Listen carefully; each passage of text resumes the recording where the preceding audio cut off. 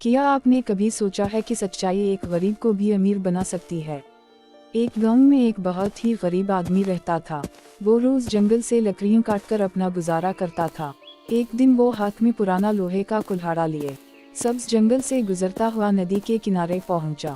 وہ ایک درخت کاٹنے لگا کہ اچانک اس کے ہاتھ سے کلہاڑا پھسلا اور ندی کے گہرے پانی میں جا گرا۔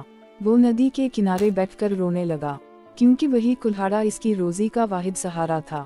اچانک اللہ کے حکم سے ندی کے پانی سے ایک فرشتہ نور کے پردے میں ظاہر ہوا اور نرمی سے پوچھا، تم کیوں رو رہے ہو؟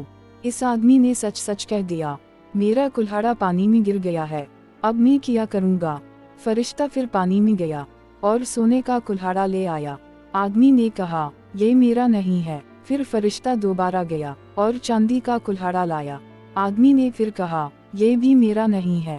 تیسری بار فرشتہ پانی میں گیا اور لوہے کا پرانا کلہاڑا لے آیا۔ آدمی خوش ہو کر بولا، یہی میرا کلہاڑا ہے۔ اس کی سچائی دیکھ کر فرشتہ خوش ہوا اور اللہ کے حکم سے اسے تینوں کلہاڑے عطا کر دیے۔ وہ آدمی انہیں بیچ کر امیر ہو گیا اور شکر گزار زندگی گزارنے لگا۔ یہ سب ایک لالچی آدمی دیکھ رہا تھا۔ اگلے دن اس نے لالچ میں آ کر جان بوجھ کر اپنا کلہاڑا ندی میں پھینک دیا اور جھوٹ بول دیا، لیکن اس کا انجام یہ ہوا کہ وہ اپنی اصل کلہاڑی سے بھی محروم ہو گیا۔